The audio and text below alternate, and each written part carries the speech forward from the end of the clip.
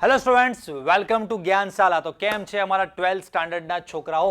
લગભગ અમારા ગુજરાતના હવે મોટા ભાગના છોકરાઓની ફર્સ્ટ પ્રિલિમ એક્ઝામ પૂરી થઈ ગઈ છે અને હવે આમ જોવા જઈએ તો બોર્ડ એક્ઝામને માત્ર 30 દિવસ બાકી છે, કેમ કે 11 માર્ચથી તમારી જે બોર્ડ એક્ઝામ સ્ટાર્ટ થવાની છે એના 2-3 દિવસ પહેલાથી તમે મેઇન જે પેપર તમારું 11 તારીખે ફિઝિક્સ છે તો વાંચવાનું સ્ટાર્ટ કરવાના છો।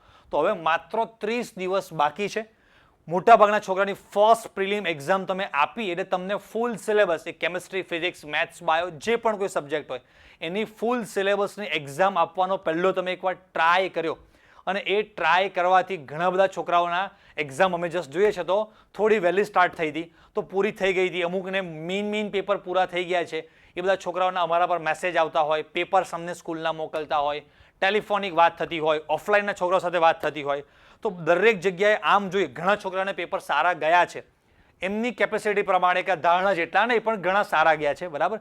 પણ અમુક છોકરાઓ છે સર તમે જે અમને આઈએમપી આપ્યું હતું કાં તો અમે જે બધું તૈયાર કર્યું હતું, રાઈટ, આપણે બધા ભેગા થઈને જે તૈયારી કરી તેમાંથી ઘણી બધી વસ્તુ પેપરમાં અમે જોઈ તો અમને લાગતી હતી કે આ બધું અમે વાંચેલું છે છતાંય અમને યાદ રહેતું નથી સર, આખો સિલેબસ, આ બધા તમારા પ્રશ્નો છે એ હું બોલું છું કે સર યાદ રહેતું નથી। અમે એકવાર અમને એમ લાગતું હતું કે અમે આ તૈયાર કરીશું તો બધું તૈયાર થઈ જશે, પણ પેપરના 1 દિવસ 2 દિવસ પહેલા જે પણ ટાઈમ મળતો હતો એમાં સર થિયરી તો કદાચ માંડ અમારાથી ભેગી થઈ, એમસીક્યુ તો જોવાનો જ ટાઈમ મળ્યો નહીં, કાં તો દાખલા જોવાનો ટાઈમ મળ્યો નહીં, આ ચેપ્ટર્સ જોવાનો ટાઈમ મળ્યો નહીં, કાં તો બધું જોયું તો ઉપરથી જોયું, રાઈટ, એવા બધા પ્રશ્નો છે। ઘણા વિદ્યાર્થીઓનો પ્રશ્ન હતો સર મેં બધું 1 વાર 2 વાર 3 વાર વાંચ્યું છતાં પણ મને યાદ રહેતું નથી સર, હવે બસ 1 મહિનો બાકી છે આ પ્રિલિમ એક્ઝામમાં, મને એમ હતું કે મારું રિઝલ્ટ તો 80% ઉપર 85% ઉપર આવવું જ જોઈએ, રાઈટ, અને સર મારું રિઝલ્ટ ઘણું ઓછું આવે છે બધા છોકરાઓને, ઇવન હું ભણતો હતો ત્યારે પણ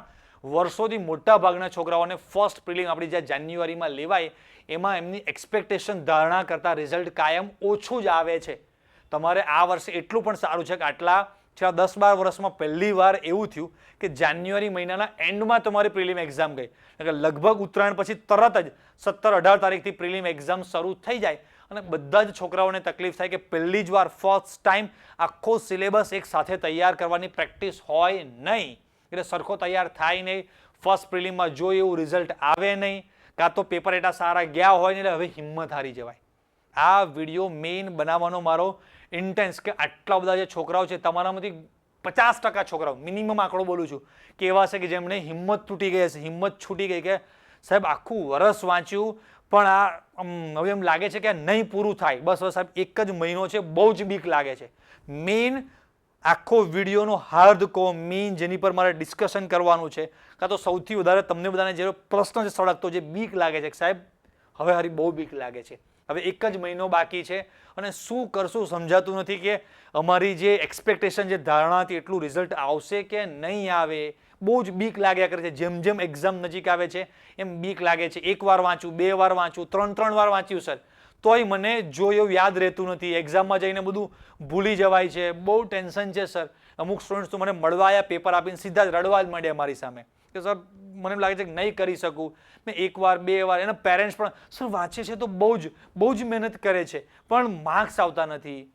તો બસ એ બધા વાલીઓને, વિદ્યાર્થીઓને એક વાત મારે કહેવાની છે, એક સાચી વાત છે, એક સાચી કડવી કહે છે ને ટ્રુ કે ફેક્ટ જે પણ કહેવાય, તો એ રિયાલિટી તમને, જે સાચું પિક્ચર તમને દેખાડવાનું છે કે ભાઈ 12 સાયન્સની બોર્ડ એક્ઝામ જે છે એ જે છે એકચ્યુઅલીમાં એટલી હાર્ડ એક્ઝામ છે, રાઈટ। સમજાય તમને એક એક્ઝામ્પલ આપું કે અત્યાર સુધી આટલા વર્ષોથી 12 સ્ટાન્ડર્ડની બોર્ડની એક્ઝામ લેવાય છે તો એક્ઝામમાં જેટલા પણ વિદ્યાર્થીઓ છે એમાંથી કોઈ પણ વિદ્યાર્થી તમને મળ્યું હોય એણે એમ કીધું કે આ બધા ટીચર્સે કાં તો બીજા બધા વિદ્યાર્થીઓએ કાં તો ખાલી બીજા બધા લોકોએ ખોટો હાવ ઊભો કરેલો છે, એકચ્યુઅલીમાં કે એટલી હાર્ડ એક્ઝામ નથી ભાઈ, એવું કોઈ પણ તમને કીધું? ઇવન જે લોકો ટોપર, એકદમ રેન્કર, જેમનું દિમાગ જબરજસ્ત છે, જેમનું રિઝલ્ટ 90+, 95, 99 એવા બધા માર્ક્સ આવે છે, એમાંથી પણ કોઈ વિદ્યાર્થી કીધું કે બહુ ઇઝી છે, આરામથી મારા 98 આવી ગયા છે? નહીં, એમને પણ દમ નીકળી ગયો, રાઈટ, સમજાય છે કે નહીં? તો સૌથી પહેલા મને 2-3 વિદ્યાર્થીઓના લાસ્ટ 2-3 દિવસે મળવા આવ્યા, એ બધા વિદ્યાર્થીઓને એક જ વસ્તુ સમજાય કે સૌથી પહેલા એક્ઝામનું લેવલ પકડો, it demands more from you, એ તમારા પાસેથી બહુ વધારે હજી એક્સપેક્ટેશન ડિમાન્ડ રાખે છે। તમે તમારા મહેનતનું આજનો જે વિડીયોનો જે મારું મેઇન તમને કહેવાની વસ્તુ તમારી બીક દૂર કરવાની, કાં તો સર અમે આટલું બધું વાંચીએ છીએ અને હવે અમને યાદ રહેતું નથી, તમે જે હિંમત હારી ગયા છો, તો એના માટે મારે બસ તમને ખાલી એક જ વસ્તુ કહેવાનું છે કે તમારું જે મહેનત કરવાનું જે લેવલ છે ને, લેવલ વધારો, improve your level of hard work. આજનો જે આપણો ટોપિક છે, બસ આ ટોપિકનું ટાઇટલ જ આ છે, right? Improve level of your hard work. તમે જે મહેનત કરો છો, હાર્ડવર્ક મતલબ કે મહેનત, તમે બધા મહેનત કરો જ છો, પણ એ મહેનતનું લેવલ વધારવાની જરૂર છે. એક્ઝામ જે છે તમારા પાસેથી બહુ જ વધારે એક્સપેક્ટેશન ડિમાન્ડ રાખે છે. અમુક પિક્ચર્સ તમને બતાવીશ, એના પરથી મારે તમને એક સ્ટોરી, એક વાત, એક વસ્તુ સમજાવી છે. પહેલા જસ્ટ આપણે થોડા ફોટોઝ જોઈએ, તમને પણ સમજાશે કે હું એ ફોટો કેમ બતાવું છું, રાઈટ? તમે ઘણી બધી વાર આ ટાઈપના ફોટો દોરડા ઉપર કોઈક નાની બેબી, કોઈક છોકરી તમે આ રીતે દોરડા ઉપર ચાલતી, લગભગ આ 10-12 વર્ષની કોઈ બેબી છે, તમારી રીતે ચાલતા તમે એને જોઈ હશે ઘણી બધી વાર, હા કે ના? કોઈક જગ્યાએ તમે મેળામાં ગયા હોય, ક્યાંક પિક્ચરમાં, ટીવીમાં, ગમે તે ક્યાંક ને ક્યાંક તમે જોયું હશે. હવે સમજો, ખાલી આ એક બાળકીની સ્ટોરી સમજી, આવી 2-3 સ્ટોરી તમને સમજાવું. એકચ્યુઅલીમાં રિયાલિટી શું છે આપણને, તમને, મને, બધા જ વિદ્યાર્થીઓને, વાલીને સમજાશે. સમજો કે આ જે બેબી છે એ દોરડા ઉપર ચાલતી હોય છે, તો શું એકવાર ચાલતા શીખી, બરાબર? 1 વાર, 2 વાર, 3 વાર ટ્રાય કર્યો અને પરફેક્ટ આવડી ગયો હશે, હે ને? નહીં. કેટલી બધી વાર એને ટ્રાય કર્યો હશે, કેટલી બધી વાર એ બાળકી ચાલતા ચાલતા બેબી કેટલી બધી વાર ઉપરથી પડી હશે. તમે જુઓ તો ખરા, એ જે દોરડા ઉપર ચાલે છે, એની માથા ઉપર જે વસ્તુ મૂકીને જે બેલેન્સ રાખે છે આખો આમ લાકડાથી, તો વિચારો ખાલી આ બાળકીનું જીવન, એક પરિસ્થિતિ વિચારો કે એ આ વસ્તુ શીખવા માટે કેટલી મહેનત કરી હશે. 1 વાર, 2 વાર, 10 વાર, 15 વાર, 50 વાર દોરડા ઉપર ચાલતા શીખ્યા હશે અને કેટલી વાર પડ્યા હશે એમાંથી, હા કે ના? ત્યાંથી એ જે 8, 10, 15 ફૂટની, લગભગ સમજો આપણી જે મારી હાઈટ 6 ફૂટ છે, તો મારા કરતાં પણ ઘણી વાર મેં ઉપર ચાલતા જોયેલું હોય, તો મતલબ કે 10-12 ફૂટની હાઈટ ઉપર એ વ્યક્તિ ચાલે છે, ત્યાંથી પડે આટલી નાની એમથી બેબી, તો એને વાગ્યું નહીં હોય? કેટલી વાર વાગ્યો છે, પણ એણે હિંમત છોડી નથી છોડી. વસ્તુ મેટર સમજાય છે? અને સમજો કે એની સામે મળે છે શું? એ જે બાળકી આ રીતે ચાલે છે મેળામાં, અત્યારે તો આ ઘણું બધું હવે ઓછું થઈ ગયું છે. કદાચ કોઈ ગામડામાં ક્યાંક નાની જગ્યાએ મેળો ભરાતો હોય, બાકી અત્યારે હું કે તમે જે કોઈ મોટા સિટીમાં રહેતા હોય ત્યાં લગભગ આપણે આ વસ્તુ જોઈ, પણ આ વસ્તુ લુપ્ત થઈ ગઈ છે, રાઈટ?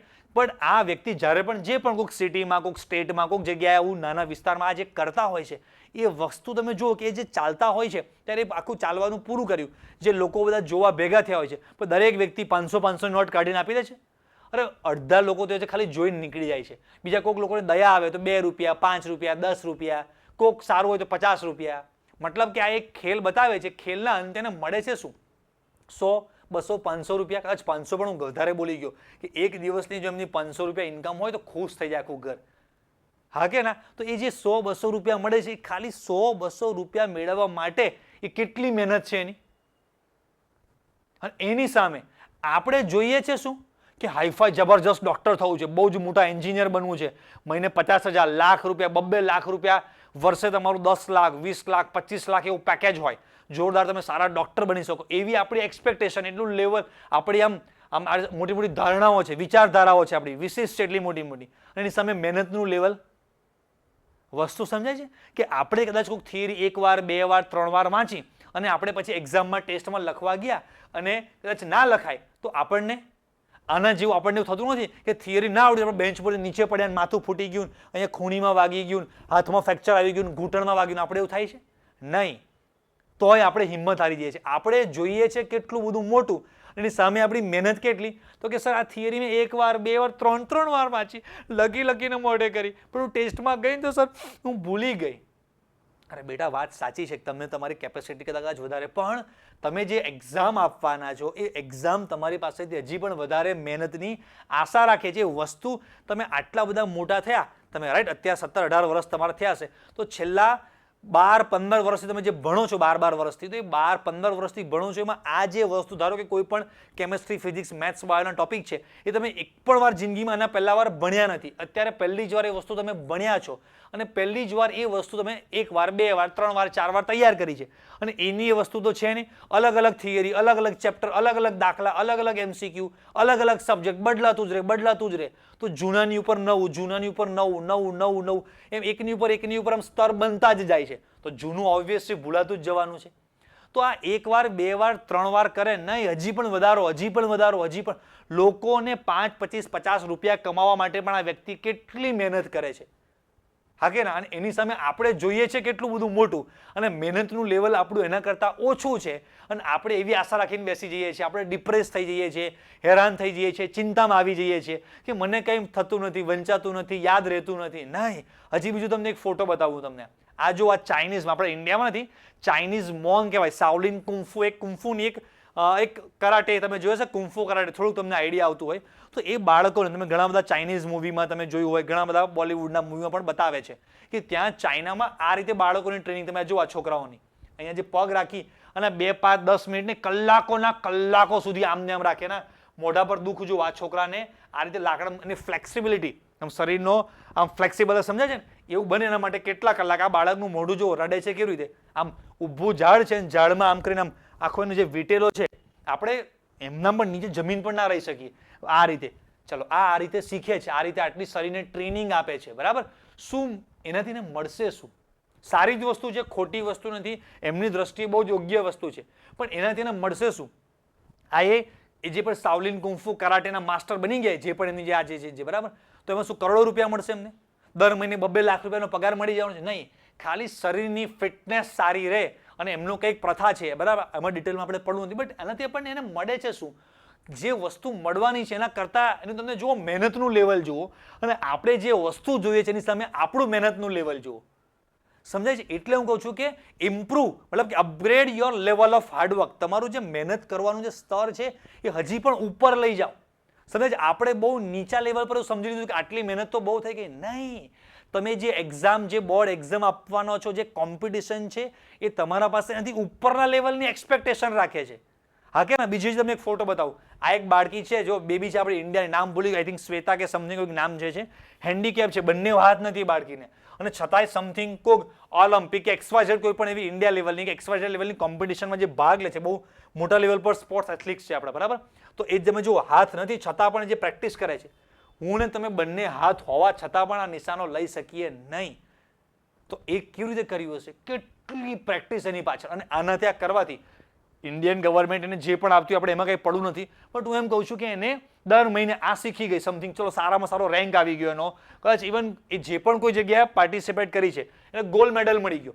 પહેલાં એ સ્કૂલ લેવલ પર, સ્ટેટ લેવલ પર, પછી ઇન્ડિયા લેવલ પર, પછી બીજી મોટી કોમ્પિટિશનમાં કદાચ ગઈ હશે. તો જે પણ નાના નાના લેવલ પર જીતી, ગોલ્ડ મેડલ મળ્યો હશે, એનાથી દર મહિને સરકાર એને 1 લાખ રૂપિયા પગાર આપશે? 2 લાખ રૂપિયા દર મહિને? નહીં. બહુ જબરજસ્ત ડોક્ટર બનાવી દેશે? નહીં. તો એ વ્યક્તિની મહેનત તો તમે જો, આ એક વસ્તુ શીખવા માટે કેટલી મહેનત, કેટલા કલાકોની એની તપસ્યા હશે, અને એની સામે એ વ્યક્તિ સમથિંગ, એ જે પણ ફિલ્ડમાં સફળ થવા માંગે છે એ ફિલ્ડમાં સફળ છે, નો ડાઉટ. પણ હું એમ કહું છું કે એ ફિલ્ડમાં સફળ થયા પછી એને મળે છે શું? રાઈટ? અત્યારે આપણે સમજીએ કે જેટલું કોઈક બહુ જ સારા, બહુ જ મોટા ડોક્ટર, બહુ જ મોટા એન્જિનિયર, કોઈ આઈટી કંપનીમાં તમને 30 લાખ, 40 લાખ, 50 લાખનું જે શરૂઆતના સ્ટાર્ટિંગ લેવલ પર, બધી કોલેજોમાં મારા ઘણા સ્ટુડન્ટને છે 50 લાખના પેકેજ છે, તો સ્ટાર્ટિંગ લેવલ પર 50 લાખનું 5 વર્ષે, 10 વર્ષે કરોડ, 1.5 કરોડ રૂપિયા પગાર હશે એ વ્યક્તિનો. તો એ એટલા બધા રૂપિયા આ વ્યક્તિને મળવાના છે?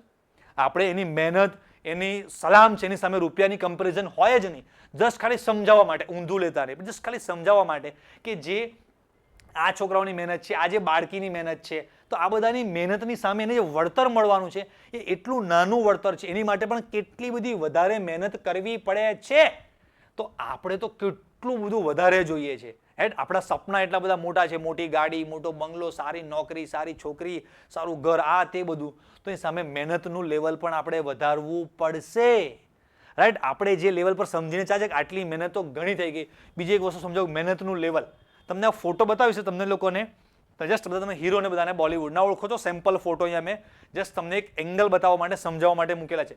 જબરજસ્ત બધાની બોડી છે, સરસ. આ બધા લોકોની લગભગ ઇન્જેક્શન વગરની નેચરલ બોડી હોય, લગભગ આપણે સમજીએ છીએ, એટલે જ મેં આવા બધા ફોટા લીધા છે. અને બોડી બનાવવા માટે લોકોએ બહુ જ મહેનત કરી છે. હું એ સમજાવવા નથી માંગતો, રાઈટ? એ તો આપણને ખબર છે, એનાથી મોટિવેશન છે જ. હું સમજાવવા માંગુ તો સમજાવી શકું એમ છું કે આ લોકોએ આવી બોડી બનાવવા માટે કેટલી બધી મહેનત કરી હશે. તો વિદ્યાર્થીઓ મહેનત કરો ના, હું એ સમજાવવા, આજનો ટોપિક વધારે મહેનત કરો નહીં, વધારે મહેનત કરો. અને એકચ્યુઅલી તમે જેની માટે પાર્ટિસિપેટ કરો છો એના માટે. ધારો કે આ બધા જ બોલિવૂડમાં હીરો બનવા માટે, સારા દેખાવા માટે, સારું ફિઝિક, સારો લુક હોય તો સારા એક્ટર તરીકે કામ કરી શકે, બરાબર, લોકોને સારું ગમે, એના માટે લોકોએ ઘણી મહેનત કરી. સરસ, વેલ ડન, બહુ જબરજસ્ત. એમાંથી આપણે મોટિવેશન લેવાની જરૂર છે. પણ આ 3 એક્ટર કે આવા કોઈ પણ બોલિવૂડના જે બધા એક્ટર્સ જે સિક્સ પેક બોડી બનાવીને નવા નવા છોકરાઓ જે બધા ફરતા હોય છે, આમાંથી એકને પણ WWFમાં જે રેસલિંગ જે કહેવાય કે જે વર્લ્ડની જે ફાઇટિંગ છે WWE જે છે એમાં લે. ઋતિક રોશનની ગમે તેટલી સારી બોડી હોય, WWEમાં જાય તો માર ખાઈને પાછો આવે કે નહીં, ઊંચો કરીને જે ઉલારીને નાખે તેના વજન તો તમે જો બ્રોક લેસનરને હું તો જોતો જ નથી, પણ હું નાનો તો ત્યારના મને કંઈક નામ યાદ છે આવા બધા. અત્યારે તો એ બધા લોકો હોય કે ના હોય, પણ અમે જોતા હતા ત્યારે બિગ શો કરીને એક જબરદસ્ત 500 પાઉન્ડનો અને બ્રોક લેસનરને આપણે ઇન્ડિયાનો ખલીને પછી કે ને ઘણા બધા લોકો હતા જે પણ તમે પણ ઘણા અત્યારે સારા ઓળખતા પણ હશો. તો એ WWE એ લોકોની બોડી જબરજસ્ત. હવે આ બધાની બોડી ખરાબ નથી, સારી છે, એમના લેવલ પર સારી છે બોલિવૂડ એક્ટર તરીકે, પણ આના જ વ્યક્તિઓ WWEમાં પાર્ટિસિપેટ કરવા જાય તો દરેક વ્યક્તિ અંડરવેટ કહેવાય. અંડરવેટ એટલે વેટ ઓછું, અંડરવેટ એટલે પેલું ચડ્ડી એવું સમજતા નહીં પાછા, અમુક અંડરવેટ એટલે ગુજરાતીમાં અંડરવેટ એટલે વજન હોવા એકચ્યુઅલી જે હોવું જોઈએ એના કરતાં ઓછું વજન હોય તો એને કહેવાય અંડરવેટ.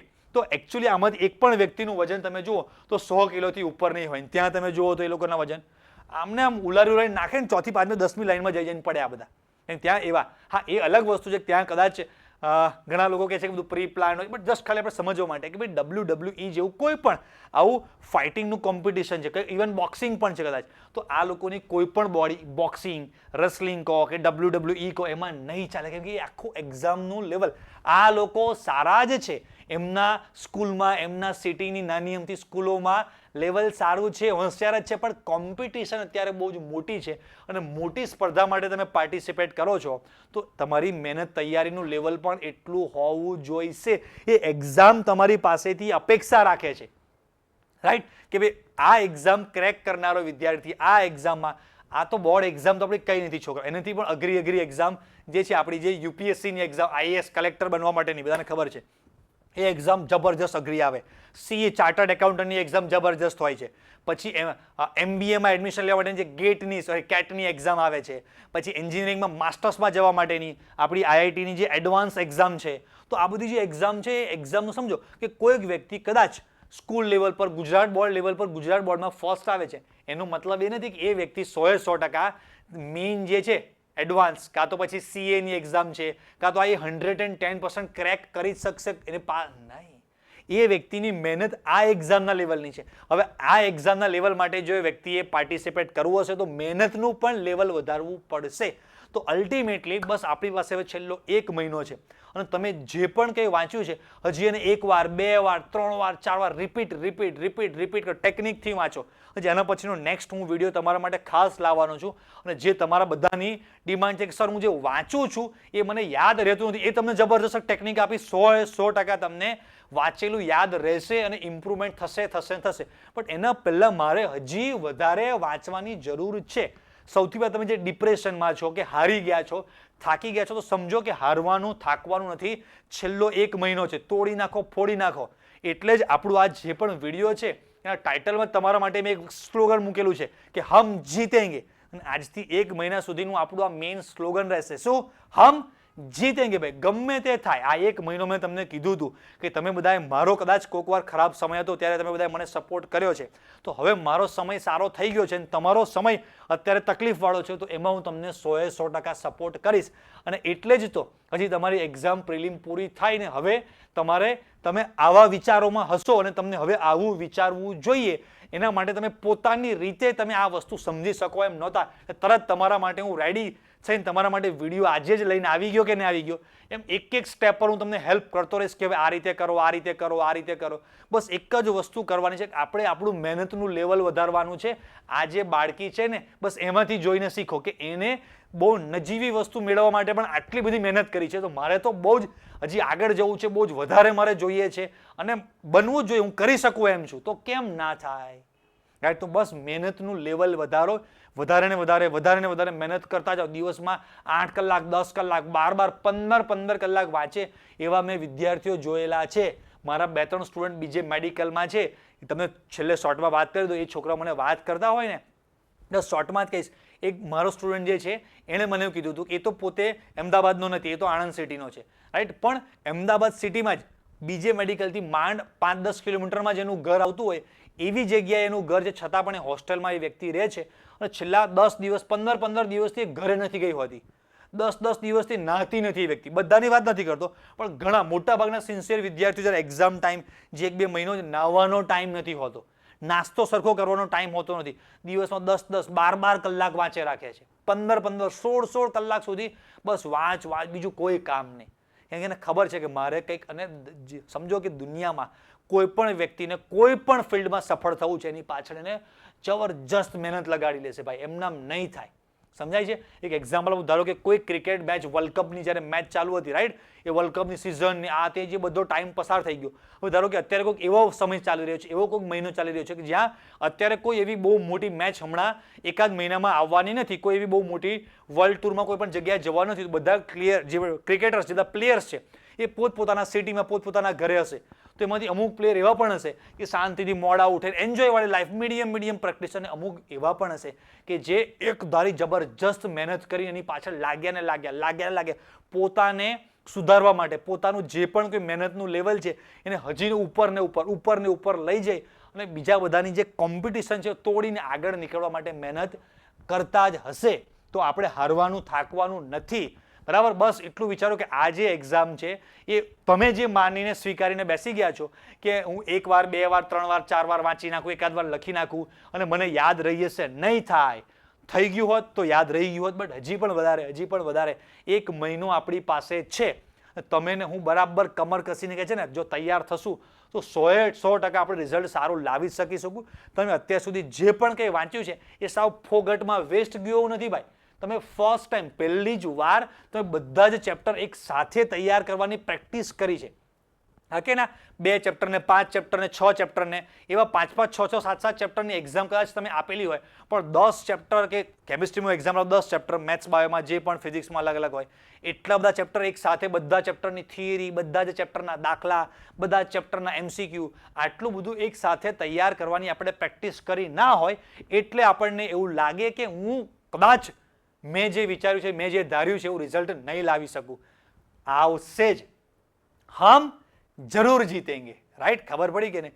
પણ બસ હવે ખાલી છેલ્લો 1 મહિનો હજી પણ થોડી મહેનત વધારવાની છે અને નેક્સ્ટ સ્ટેપ બાય સ્ટેપ હવે આવતા 1 વીકમાં કે આપણે કેવી રીતે વાંચવું જોઈએ. હવે 1 મહિનામાં તમારે તૈયારી સ્પેસિફિક, હું કેમિસ્ટ્રીની વાત કરું તો કેમિસ્ટ્રીમાં શું તૈયાર કરવું જોઈએ, કયો પેપર સેટ કરવો જોઈએ, હવે આગળ કેવી રીતે તૈયારી કરવાની, બધા જ સ્ટેપ બાય સ્ટેપ વિડીયો હું તમને લાવતો જ રહીશ. બટ તમારે એક વસ્તુ કે ભાઈ, મહેનતનું તમારું જે પણ કોઈ લેવલ છે એ 3, 4, 5 વાર વાંચે યાદ નથી રહેતું તો હજી પણ વધારે વાર વાંચવું પડશે, એમ કે યાદ રહેશે નહીં. એ એક્ઝામની એક્સપેક્ટેશન તમારી પાસેથી, ડિમાન્ડ એટલી વધારે છે કે ભાઈ તમારે હજી પણ આના કરતાં મહેનતનું લેવલ વધારો. તમે અહીંયા થાકી ગયા છો, એમાં હું ઇન ધ સેન્સ એક્ઝામ એવું કહે છે કે હું કંઈ જાણું નહીં, મારું લેવલ આટલું છે, તમારું લેવલ વધારો મારા લેવલ સુધી મેચ કરવા માટે, અને એ 1 મહિનામાં થશે.